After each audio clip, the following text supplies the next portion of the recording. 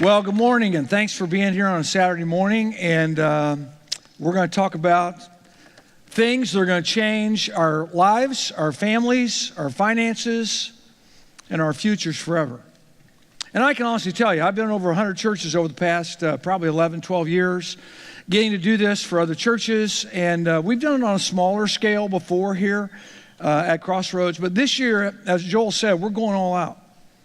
And so why would you spend all the time and effort building a set, and why would you spend all the finances giving books away to people and having us get workbooks? Because we take this very seriously.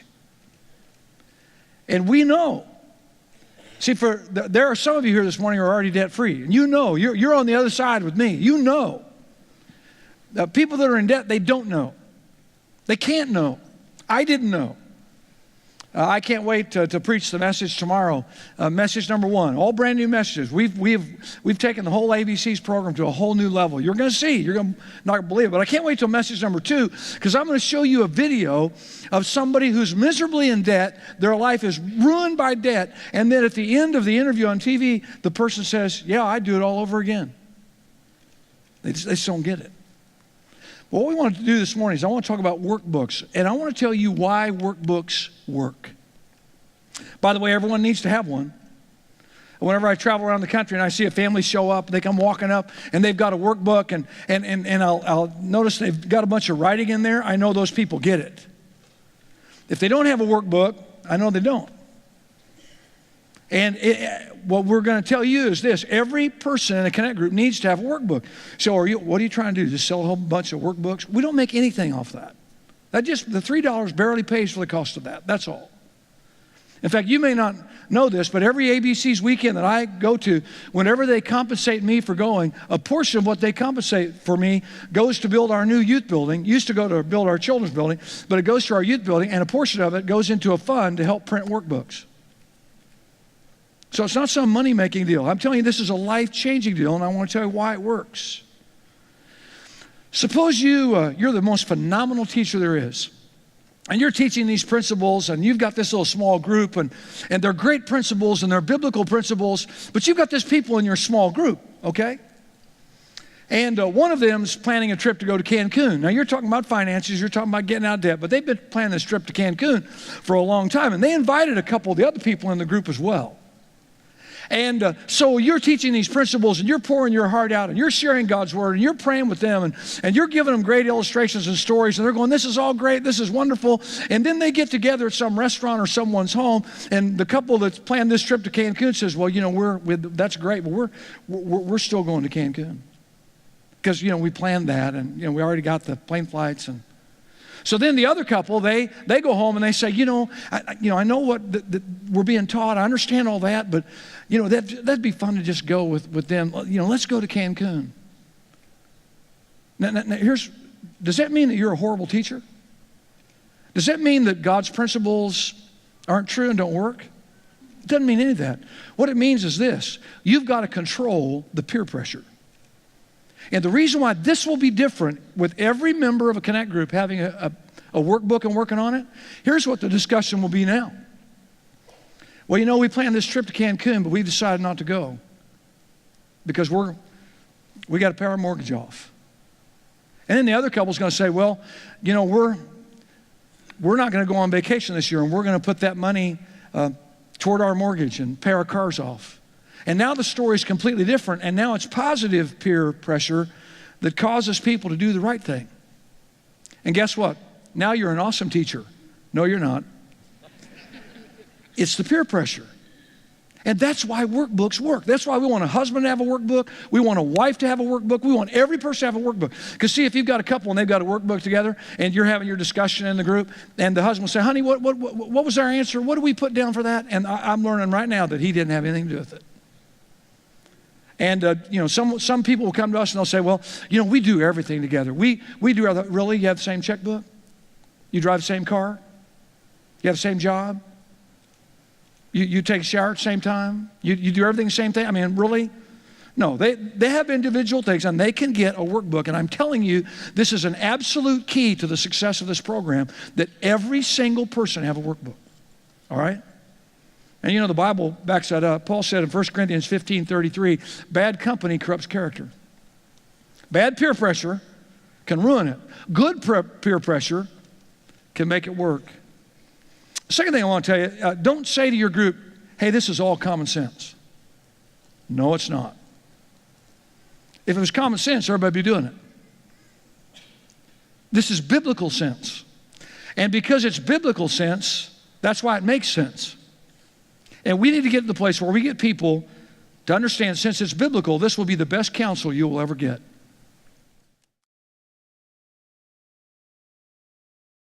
All right? So let's fly. Here we go. Week number 1. And I hope you have your workbook. By the way, you ought to put your name in the front of it. Why? In case you set it down somewhere, you leave it at someone's house, they'll know to get it back to you. You need to have your name right up there on the front page. When you open the book, there's introduction pages there. There's a place for notes. There's several paragraphs from me about how you can achieve financial freedom. And by the way, let me just repeat it again. I'm not a financial expert, not at all.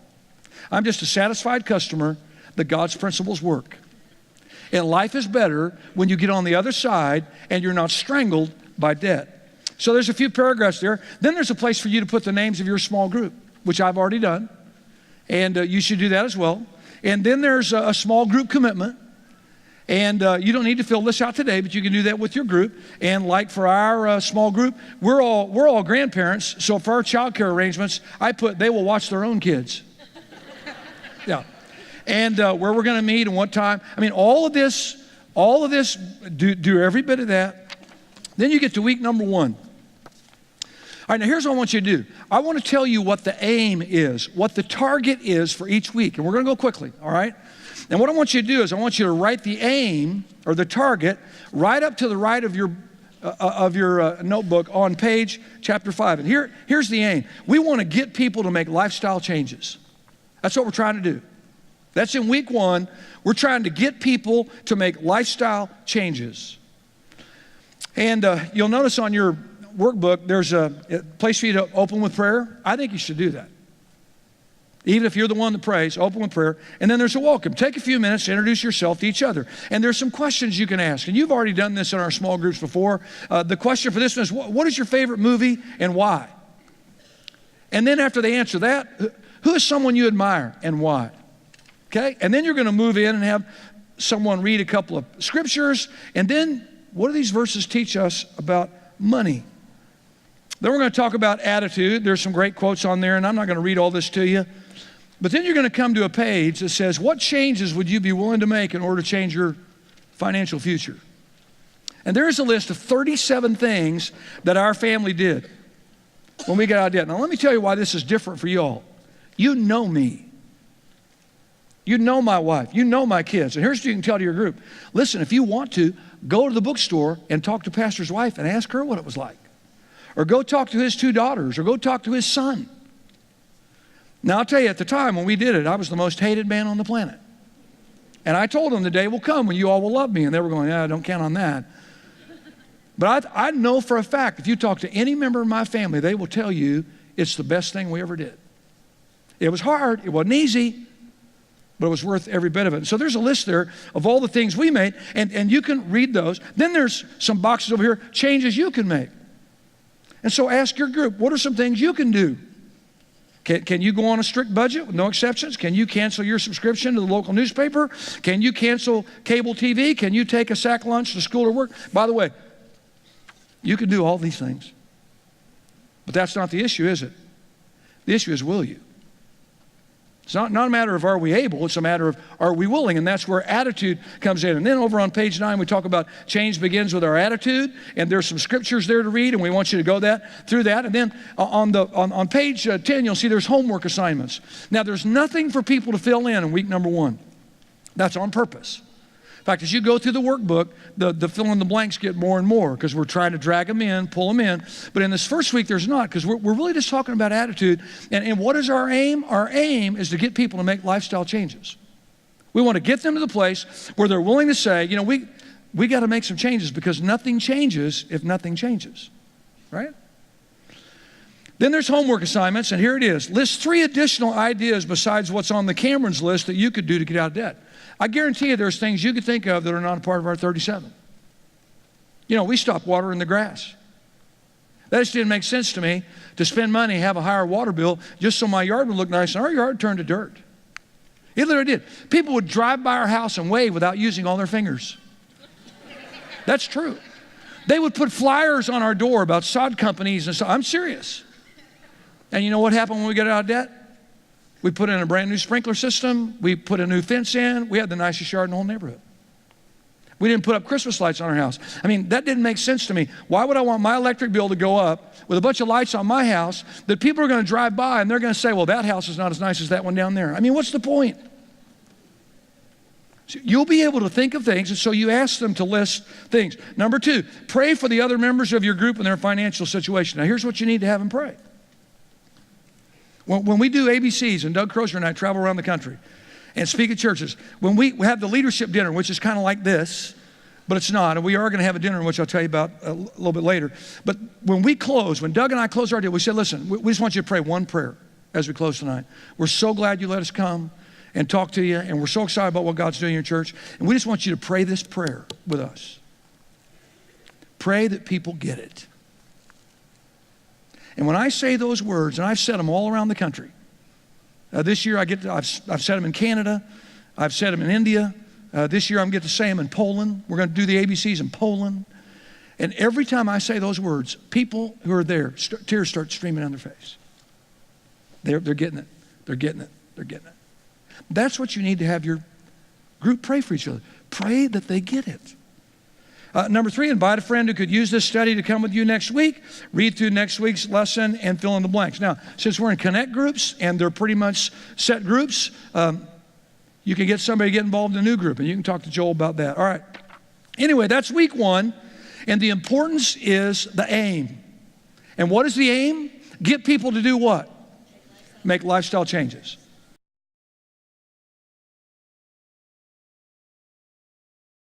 All right, let's go to week 2. Week 2, here we're going to write up on the right-hand corner of your book, we're going to write what the aim is. What is the target that we're trying to get here? And it's this: get people to understand the mess they're in. Get people to understand the mess they're in. By the way, you do know that most people don't think they're in a mess this morning. They really don't. As long as they can make their payments, as long as they can occasionally go out and indulge themselves with a nice dinner or movie or whatever, as long as they can just kind of keep their head above water, they don't think they're in a mess. You wait till the second message of this series when we talk about bondage and how horrible it is. So one of the things that we're going to do to help people understand the mess they're in is over on page 13. Notice on page 13 where it talks about listing all of your debts. You see that? See, we want people to get an idea of their load. Listing of all debts. Load. People have no idea the load they're under. And so when you get over to page 14, we show them how to do it on page 13. On page 14, we're going to encourage them to list all their debts. Now, I know I've reached that moment of uncomfortableness, and so that's why I want to share with you. You're not going to share your workbook with other people in your group. And you tell them that. We're going to keep this confidential. You know, that's not, but we want a husband and a wife to write down the load that they're under. Now, here's the deal. Some people are going to need more paper. And we have that. We have worksheets in the back. These are also available online, which I'll tell you about. But what we want them to do is get an idea of the load that they're in. Now, when week 2 begins, there are the introductory welcome comments again, just like every week. You open with prayer. You have another question, like the question for week number 2 is, when you were a child, what did you want to be when you grew up? What did you want to be when you grew up? I remember sitting in a junior high assembly next to Sarah Hardesty, and she goes, Barry Cameron, you're going to be something when you grow up. Junior high. And she said, you're going to be a millionaire, and you and I are going to get married in the Bahamas. I thought that was pretty good. I thought, well, hey, this is great. I don't know where she is now, but that didn't happen. But I had dreams as a kid growing up. You did too. What are they? Talk about that. If you had a day all to yourself, what would you do? What would you do? Now here's the point. Debt does not allow us to do either one of those things. See where we're going? And people don't know that. They don't understand that. They don't understand that much of the tension, much of the stress, much of the problems in their daily life is all related to all this stuff that they've purchased or they've agreed to pay for. So we want people, the aim is, week number 2, get people to what? Understand the mess they're in. All right, now there's homework. The homework is actually before the load page. If you look on page 13, they need to determine the load they're carrying by listing all their debts. Make the irrevocable commitment. What's an irrevocable commitment? Not going to go back on it. To God and to yourself that you're going to get out of debt. We had a couple, in fact, we were in the Holy Land, and I was standing at a counter, and this guy was saying something to me about, and I can't remember what it was. I think it was, there was this candle thing there, and he goes, now, do you know what that is? And I said, yeah, absolutely. That's the menorah. And I said a couple things about it. And he goes, man, how'd you know all that? And I said, well, that's kind of what I do. And this lady standing next to me, and she goes, would you quit showing off? Former member of our church in the Holy Land. And the funny part about it was Doug was there. And I told Doug, I said, do you know who that is? And they're dear people, and I love them. They got out of debt. And when they got out of debt several years ago on Bone Road, they came in to tell me they wanted me to pray with them and thank God that they'd gotten out of debt. And then she said, tell Barry what you did to celebrate. And he goes, no, you tell him what you did. She goes, no, you go first. I bought a new car. You did. Tell him what you did. Well, I bought a new car too, since he did. You bought 2 new cars? Yeah. I go, did you pay cash for them? No. I said, guys, you kind of missed the point. And so you know what the natural outgrowth of that was? Quit the church. Irrevocable commitment. You don't get out of debt so you can go back into debt. You get out of debt so you can stay that way. And then there's other things you can do, and that's the essence of chapter 2. But again, the aim of chapter 2 is to get people to understand the mess they're in. Say the mess they're in. Okay, you're not in a mess, but they are. Okay, all right, I'm just kidding.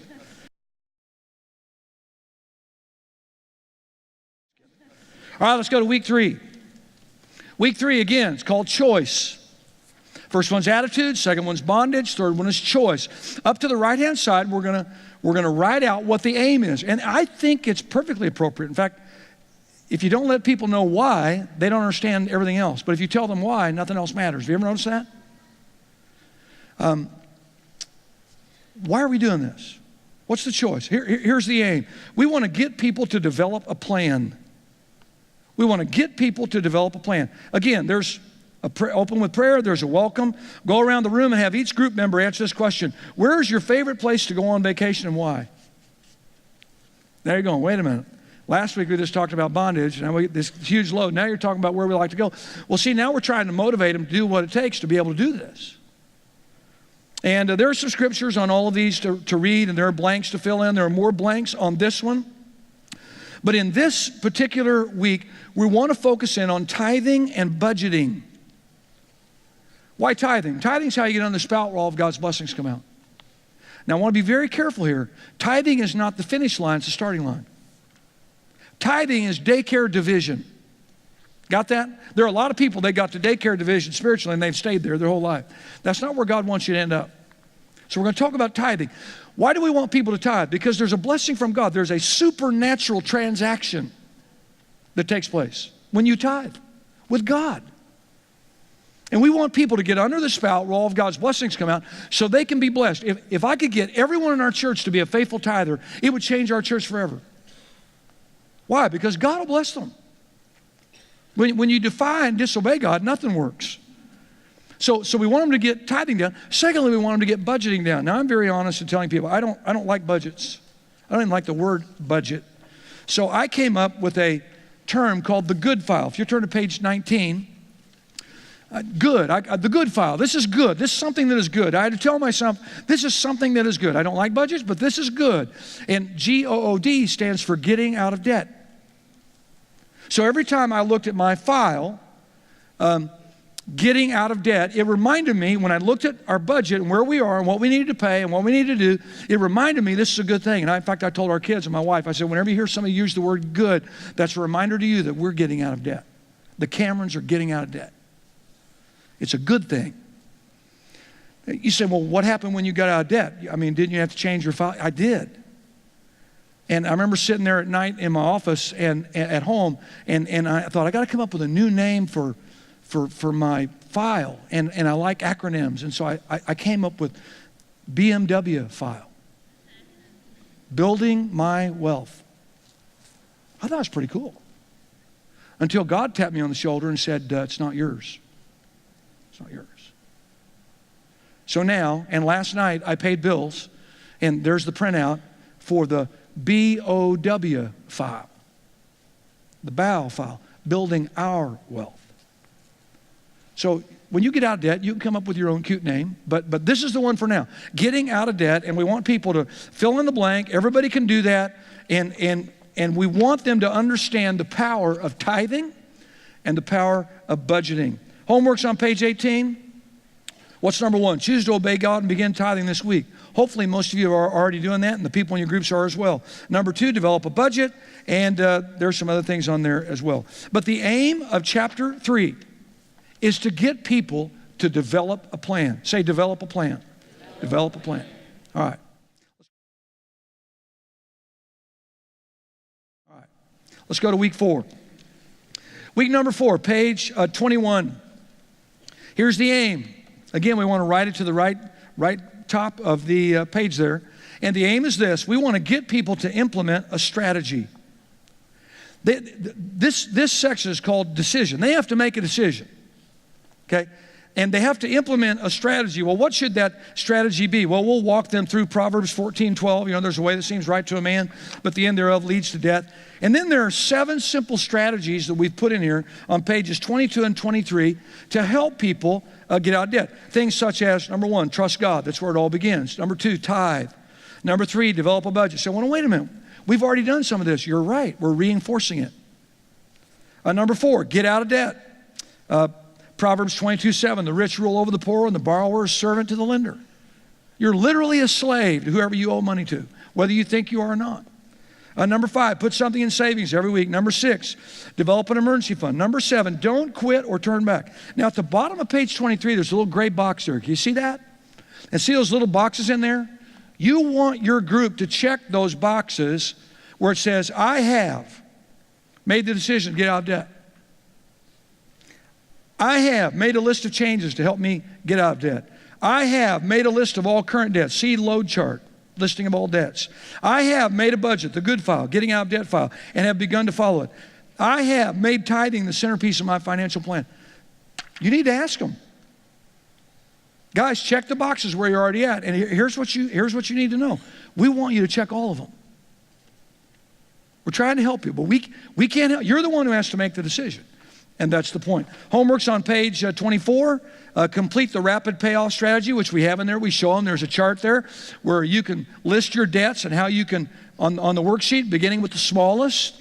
Now, there's differing ideas with financial counselors. People say, we ought to pay the ones off with the highest interest rate first. Other ones say, begin with the smallest. I think you got to get some wins under your belt. And so pay off whichever one's the easiest one to pay off. Remember, we paid off, I think our first car payment, we owed like $2,100. And so we were able to pay that thing off just in a matter of a few months. And when we paid it off, it was like, we really haven't done much here, but at least we had one. And then I remember when we paid off the second car. And it was just my little family, and we had a little fireplace in our home over in Arlington. And I remember there was this, the first time there was kind of this polite applause, like, oh, brother, okay, what else? The second time when I lit the mortgage, the car mortgage to throw it in the fireplace, I started clapping, and I turned around, and my family wasn't clapping. But there were tears. And one of my kids, and I can't remember which one said it, but they said, we're doing this, aren't we? See, that's a win under your belt. So the rapid payoff strategy, get that. Every week we're praying for the members in our group. And what are we praying? We're just praying that they get it. You know, I'm a leader of my group. And so I'm going to say to my group, even though some of my group's already out of debt, I'm going to say to them, I'm praying that all of us get this. And all of our church, in fact, every week, every time our group meets, we always pray for our church. We always pray for all of our people to have the same experience that we're having and that they'd grow and all that. But the aim, remember, the aim of week 4 is get them to develop a strategy, to pay these debts off, to do what God tells them to do, and help edge them closer to the goal, all right?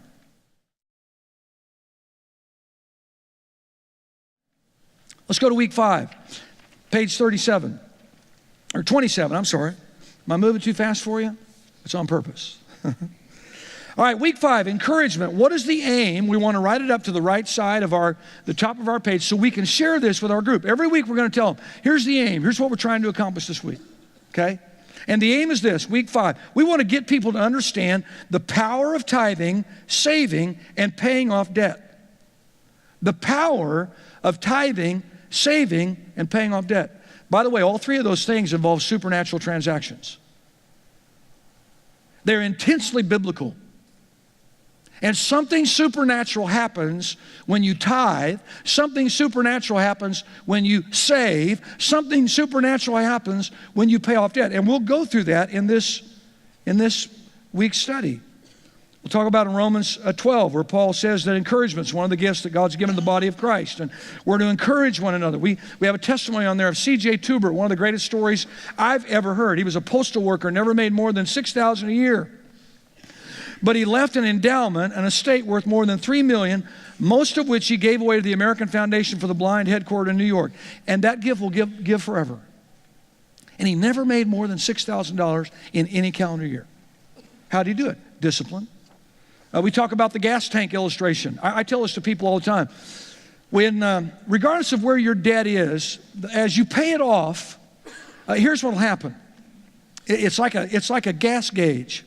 You know, when your gas gauge is on full, it hardly moves at all. Have you ever noticed that? You just drive and drive and drive. But what happens when the gas gauge gets to half? Doesn't it go like this? Is that just my car or is that everybody's car? Well, here's what will happen. When you're starting to get out of debt, it's going to seem like nothing's happening. And you're not making any progress. And you're going, I don't know, man. It's just, I hear all these stories about everybody else, but it's not going to happen for our family. It won't seem like anything's happening. But when you get to half, it'll go like that. Say, how do you know that? Because that's what happened to us. And here's what it is. When you pay off all of your extraneous debt, like cars, credit cards, student loans, whatever, and now all you got's a mortgage. Right now, when you're making a mortgage payment on a home, the majority of what you're paying every month is helping somebody else get rich. It's a great system they designed to get rich off of us. And so the majority of your payment, and that's why you need to write down the listing of all your debts, because when you see what's happening, you're going to go, whoa, this is crazy. And it is. But as you make payments on that principal, and that principal gets down, like for instance, let's say you owe $200,000 on your home right now, today. When you start making payments, additional principal payments, applying money you can to pay that down, it's going to seem like nothing's happening. But when you get to $100,000 left, it's going to go like that. So, now, how do you know that? Because what happens when you get to about half of what you owe, now what you're paying for principal and interest, instead of interest being up here and principal here, it's going to get like this, and pretty soon more principal is going to interest than ever, and that thing's going to drop. Like being on a boat, dropping a brick out and it just disappeared. That's what's going to happen to your debt. But you have to stay after it, and you have to keep working on it. And here's the deal. We had 3 mortgage brokers at the time whenever we were trying to get out of debt. And I told them when we got started, I said, hey, I'd really like to be out of debt by this date. And all 3 of them told me the same thing. You don't make enough money. There's no way humanly possible you can be out of debt, pay that mortgage off by that time. But we did. I still have the legal pad sheet up in my office where it shows, and it still doesn't make sense. You can look at it with me and you'll go, that doesn't make sense. But you know, there's a supernatural transaction involved in all this. And I'm telling you, when you start doing what God says, God will step in and say, you know what, let's go down there and help them. Now, when God helps you, that's phenomenal. When compounding interest is working for you instead of against you, it's phenomenal. By the way, last night, we have a lot, the majority of our funds are at the Solomon Foundation. Why? Because they pay the highest interest rates in the industry. And our church has a lot of money there. That's how you have no idea how much work we did on this children's building. Just on the interest alone, they paid us on the money we have there on deposit. It's a great way to live. And we're approaching $3 million for our new youth building, and they pay great interest. So there are 4 holidays every year that most people don't know anything about. One of them is January 1st. One of them is April 1st. One of them is July 1st. One of them is October 1st. National holidays. To me, I celebrate them. You know why? That's the day when they give us money. The Solomon Foundation, for the privilege that we give them to hold our money, 4 times a year, they just bring a whole bunch of other money and say, here, we'll just give it to you. And add it to it. And last night, I was figuring up how much more, and I just sit there and I just say, wow. It's the magic of compound interest working for you instead of against you. And when you get out of debt, you get to enjoy that. Our church gets to enjoy that now. A number of our families get to enjoy that now. We want every one of our families to enjoy that. So we want to talk to them about the power of the tithe, why there's a supernatural transaction involved in that. The power of saving, why there's a supernatural a transaction there. I mean, the Bible says, Proverbs 13:11, dishonest money dwindles away, but he who gathers it little by little makes it grow. Supernatural transaction. One of my heroes growing up, his name is Mac Whitaker. He was an elder in our church. He played third base on the softball team. He always wore a white t-shirt and jeans. He looked so cool. And he was a great hitter, a great fielder. I got to play shortstop 2 years. My junior year and year of high school, it was like I died and gone to heaven. And he taught our Sunday school class, our high school Sunday school class. And several years ago, he's in heaven now. He died several years ago. But several years ago, I got to go back to Muskogee, Oklahoma and play golf with him. And he was a good golfer. And I said, Mac, how'd you get to be a good golfer? He said, well, I golf every day of the week. Every day of the week? He goes, yeah. Yeah, it was on Sunday afternoon after I go to church, but so I golf every day of the week. I said, how'd you get to the place where you could golf every day of the week? He said, well, my dad taught me as a kid growing up, I needed to tithe. 10 cents of every dollar goes to God. He goes, I've always been a tither. And he said, and then I developed the discipline of saving money. So much of a paycheck I would always set apart for savings. And he said, it never seemed to make any difference at all whatsoever. But he said, after a whole bunch of years, one day I looked at the report and it's like, where did all that money come from? Well, it grew. Why? It's a supernatural transaction. And we have some examples on there about what could happen if you just save little bits of money. In fact, on pages 32 and 33, we have additional ways where you can find money to save and to help and encourage people, and you may think of others as well. I will tell you this, one of the things that helped our family, when we were getting out of debt, we stopped going out to eat. We didn't go get ice creams and candy bars and all that kind of stuff, and we all lost weight. Not only did we get out of debt, but we got in better shape, which is one of the kind of side benefits of all that. On page 33, it talks about the power of paying down your debts. Again, Proverbs 22:7, the rich rule over the poor and the borrower is servant to the lender. You literally are a slave when you owe money to somebody else. And the Bible, while it doesn't forbid debt, it discourages it. And the longest term of debt in the Bible was 7 years. So even if you're going to use leverage, like you're going to buy a house, which we've all done, I mean, most of us have done, and you leverage what the bank will loan you to get, you need to pay it off as quickly as you can. And then don't go into debt to buy a bigger house. You know, save up your money if you want to upgrade some appliances or you want to put in some carpet or whatever. Get yourself to the place where you can do that, but there is a supernatural transaction that takes place when you're moving away from debt rather than into it, okay? A homework on page 34, make a list of additional things you could do to put something in savings each week to pay down your debt. Pray for the other members of your group. Read through next week's lesson. By the way, encourage your people every week. Now, you need to go home and read the next week's lesson and look up the scriptures, fill in the blanks. Don't come back to our meeting and not be ready, okay? And this is really simple for them because they can't say, well, I didn't get the sermon notes. No, you got them. Got to get a book. In fact, some of you leaders, you know your group better than anybody else does. You may want to get a couple of extra workbooks just to have for your first meeting in case they said, well, you know, I didn't know we had to have one, or I didn't get one, or whatever. Well, here's one right here. And they're only $3. Now they need to pay $3 for that. If they say, I don't have $3 to buy a workbook, they really have problems. Okay, they need to make some kind of an investment, even though it's a small investment, that they're really going to get serious about that. So again, week number 5, the goal the aim is to get people to understand the power of tithing, saving, and paying off debt. I remember Paul said in Romans 13:8, owe no one anything except to love each other. That's really all we're to owe, is to love each other. I owe you love. That's it.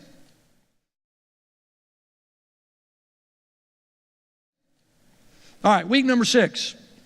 The final week. What is the aim? What is the target we're going after? This one's called funding. Okay, A, B, C, D, E, F. Got it? And the aim here is to get people to understand the 4 reasons God blesses us. There are 4 reasons why God blesses us. Do you know that? It's in this workbook. And we want to get them to understand these 4 reasons, because when they understand them, it's going to change their whole understanding about money. Again, open with prayer. There's a welcome there. Ask each member of your group to answer this question. If money were no object, what could you do for God? If money were no object, what could you do for God? Be ready. You're going to hear some unbelievable stuff. But why aren't we already doing that? Because we're in bondage to debt. And that's why we've got to get our people to the place where they have that kind of freedom. See, I really believe, I would love for Crossroads to be that church. And we're moving there. We really are. I don't know whether you can tell we're making progress or not, but we're moving there to a church where there are no needy among us. None whatsoever. In fact, tomorrow we're starting Change for $1. We've already got people. In fact, our bookkeeper told me there are a bunch of people that have already increased their giving. They're excited about Change for $1. What are we going to do? Well, if there's 6,500 people here in church tomorrow, we're going to give away $6,500 that week to people that have needs. And you all can help us. If you know someone who has a need, if somebody lost a job, they're behind on a mortgage payment, if you know somebody like a veteran that hasn't been able to get some medicine because his insurance won't pay for it, if somebody needs a roof, if there's a single mom who needs new tires, whatever, all you have to do is let us know. And no one will ever know their names. We're only going to talk about needs. This is not about, hey, look what we did for this. No one will ever know. Now, if they tell somebody, that's their deal. We can't stop that, but we just want to meet needs. But we want to get to the place where as a church, we don't have to take up a love offering. Like if there's a missionary, can you imagine if a missionary walked into the room, one of our missionaries, and said, hey, you know what, the van we had broke down, we need $2,500 to repair it. And one of our members says, here, I'll just write you a check. And the rest of you don't even know about it. I mean, I was at an airport with a missionary. I don't even know. The guy came and sat down to me, and I'm sitting there, and I was working on a message, which I don't normally do, but I was traveling.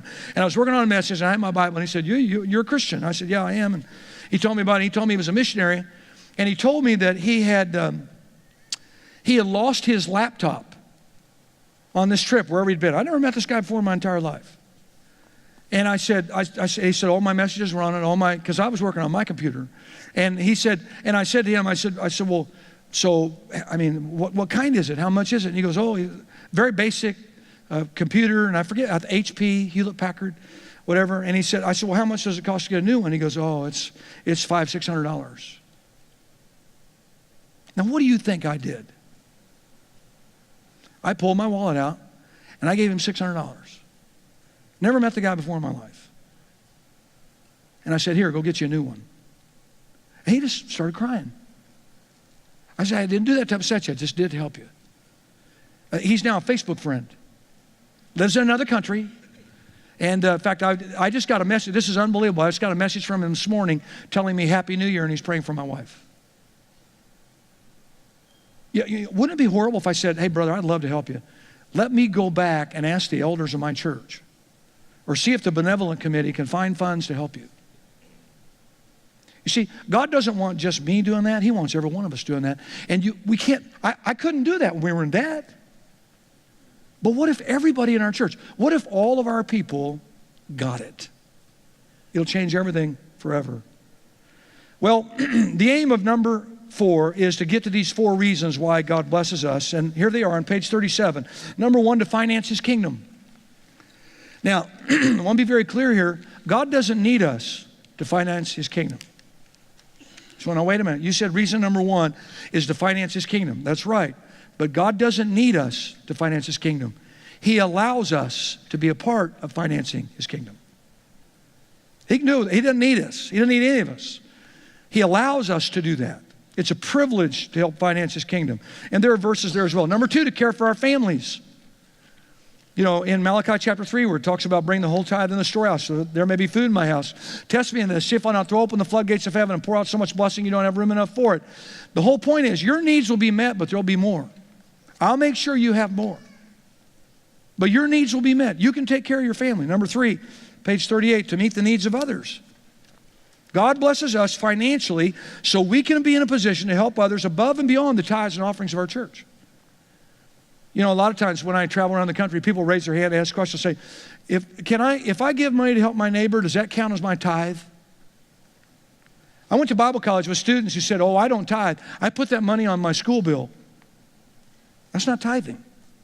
The tithe is the Lord's. You and I are not allowed to divert it, dissect it, detour it. Well, I mean, we're to bring the tithe to God. 10%, that's God's. And I want to tell you something. There's a supernatural transaction going on there. And if you think you can get away without doing it, or somebody thinks, oh, I don't need to do that, they're in for trouble. It's a supernatural transaction. And then number 4, to live an abundant life. Now that doesn't mean you're taking European vacations and driving a Mercedes-Benz and all that. No, what it means is all your bills are paid. Someone asked me in our church years ago, how will you know when you're wealthy? What will it take for you to say, I am rich? You know what I told them? When all my bills are paid. All my bills are paid. Now, I was sharing with one of our staff earlier this week that, I was kind of crazy when we got out of debt. We didn't know, when we got out of debt and suddenly you have all this money that you can do whatever you want to, it was like we felt guilty that we had it. And so we took people on vacation and paid for it. And I had a golf buddy. I bought him a golf membership down here at Mansfield National Golf for a whole year. Now, looking back, it was probably stupid and it was dumb, but God was teaching us, and what we realized is it was easier to pay money toward paying off debts than it was to put that money in savings and preparing for the future.